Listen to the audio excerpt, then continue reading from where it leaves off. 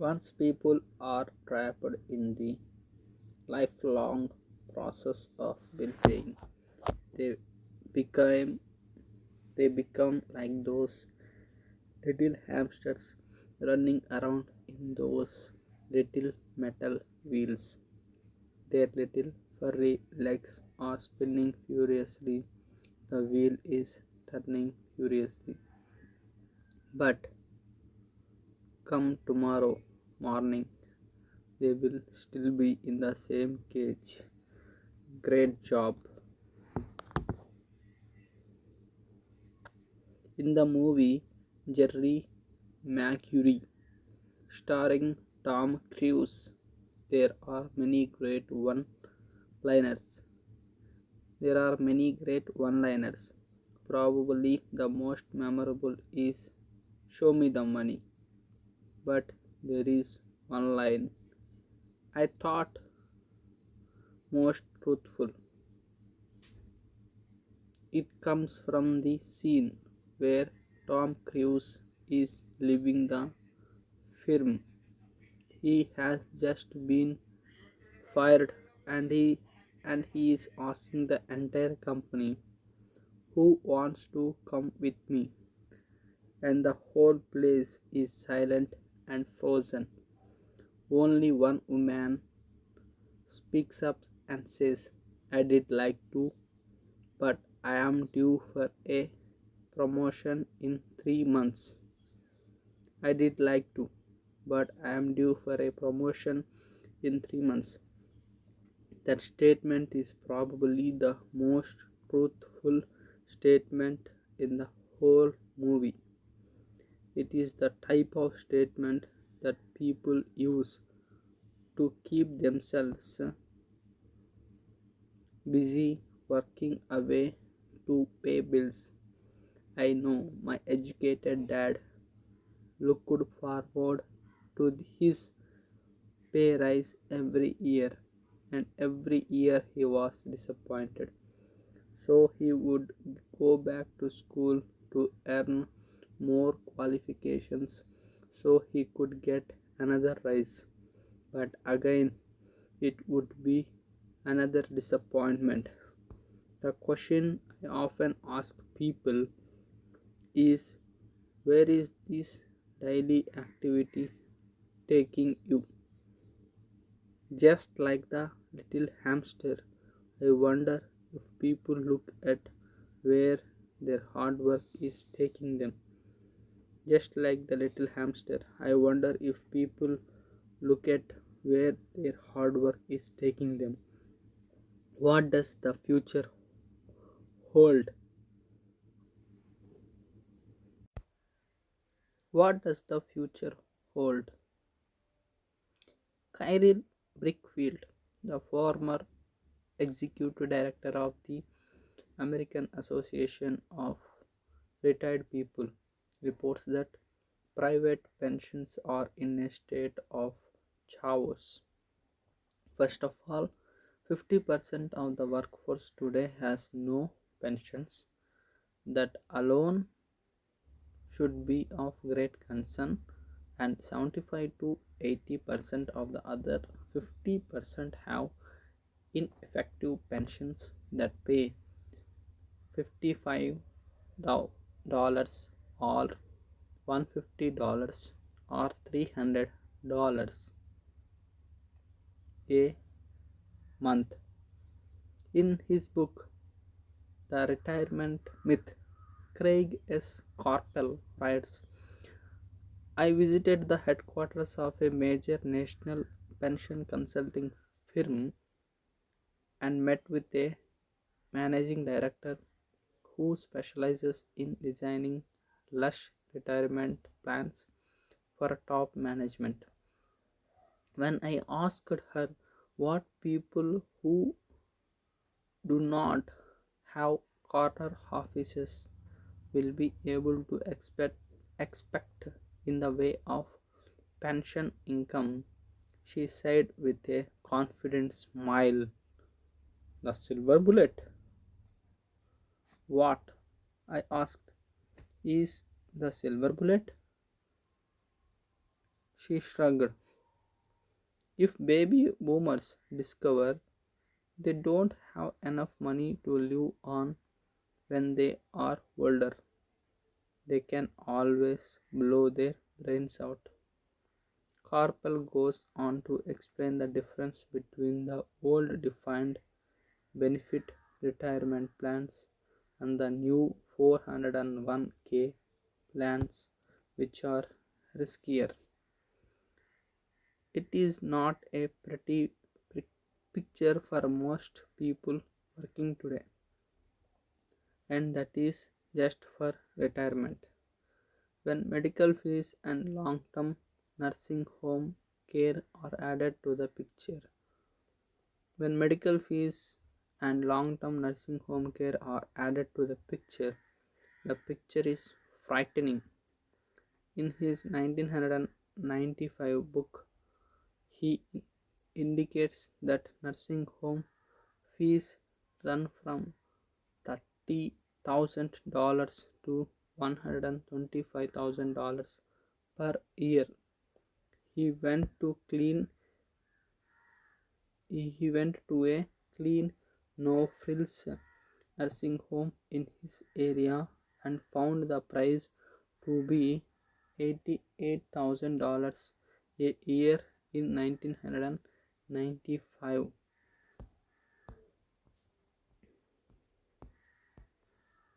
Already, many hospitals in countries with socialized medicine need to make tough decisions such as who will live and who will die.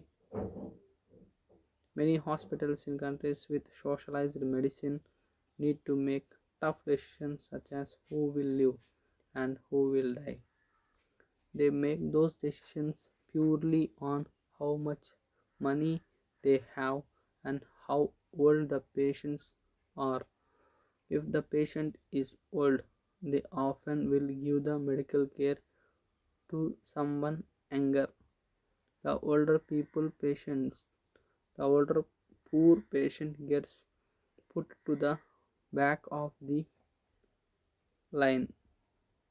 So just as the rich can afford better education, the rich will be able to keep themselves alive, while those who have little wealth will die. So I wonder, are workers looking into the future or just until their next paycheck? So I wonder, are workers looking into the future or just until their next paycheck? Never questioning where they are headed. When I speak to adults who want to earn more money, I always recommend the same thing. I suggest taking a long view of their life instead of simply working for the money and security, which I admit are important. I suggest they take a second job that will teach them a second skill. Often, I recommend joining a network marketing company, also called multi level marketing, if they want to learn sales skills. Some of these companies have excellent training programs that help people get over their fear of failure and rejection, which are the main reasons people are unsuccessful. Education is more valuable than money in the long run. When I offer this suggestion, I often hear in response, "Oh, that is too much hassle," or "I only want to do what I am interested in." To the statement of "it is too much of a hassle," I ask, "So I would." To the statement of "it is too much of a hassle," I ask, "So you would rather work all your life giving 50% of what you earn to the government. To the other statement, I only do what I am interested in. I say, I am not interested in going to the gym, but I go because I want to feel better and live longer. Unfortunately, there is some truth to the old statement. You can't teach an old dog new tricks unless a person is used to changing. It is hard to change. But for those of you who might be on the fence when it comes to the idea of working to learn something new, I offer this word of encouragement. Life is much like going to the gym. Life is much like going to the gym. The most painful part is deciding to go. Once you get past that, it is easy.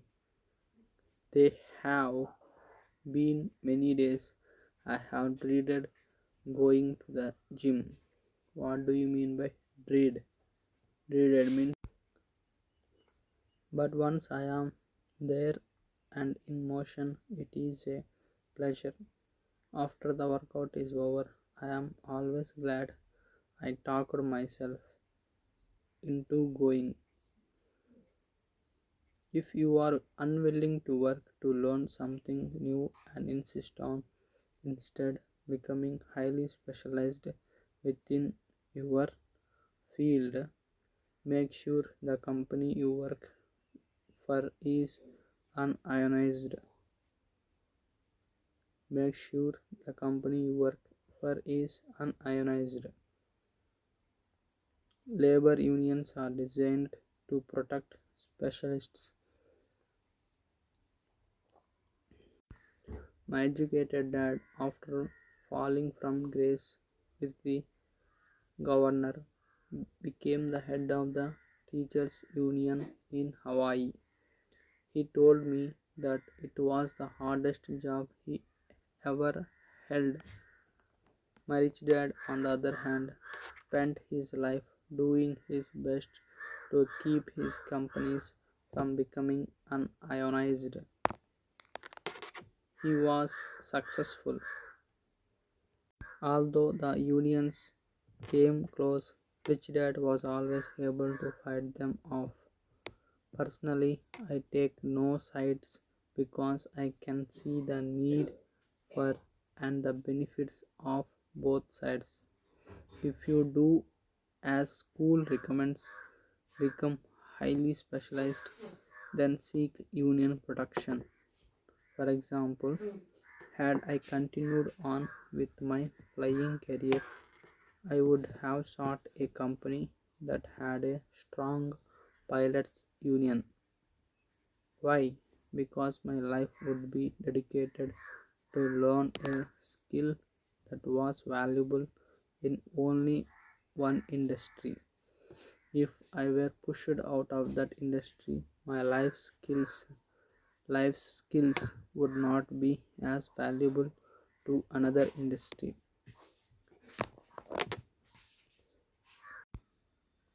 A displaced senior pilot with 100,000 hours of heavy airline transport time, earning $150,000 a year, would have a hard time finding an equivalent high paying job in school teaching. The skills do not necessarily transfer from industry to industry because the skills the pilots are paid for in the airline industry are not as important in, say, the school system. In, say, the school system. The same is true even for doctors today. With all the changes in medicine, many medical specialists are needing to conform to medical organizations such as HMOs, conform to medical organizations such as HMOs. School teachers definitely need to be union members. Today in America, the teachers' union is the largest and the richest labor union of all. The NEA, National Education Association, has tremendous political clout. The teachers need the protection of their union because their skills are also of limited value to an industry outside of education. So the rule of thumb is highly specialized. Then the rule of thumb is highly specialized then unionized. It is the smart thing to do. When I ask the classes I teach, how many of you can cook a better hamburger than McDonald's? Almost all the students raise their hands. I then ask, so if most of you can cook a better hamburger, how come McDonald's makes more money than you? The answer is obvious. McDonald's is excellent at business systems. The reason so many talented people are poor is because they focus on building a better hamburger and know little to nothing about business systems. A friend of mine in Hawaii is a great artist. He makes a sizable amount of money. One day his mother's attorney called to tell him that she had left him $35,000. That is what was left of her estate after the attorney and the government took their shares. Immediately he saw an opportunity to increase his business by using some of this money to advertise. 2 months later, his first four color full page and four color full page ad appeared in an expensive magazine that targeted the very rich. The ad ran for 3 months. He received no replies from the ad, and all of his inheritance is now gone. He now wants to sue the magazine for misrepresentation. This is a common case of someone who can build a beautiful hamburger but knows little about business. When I asked him what he learned, his only reply was that advertising salespeople are crooks. Crooks means something criminals like.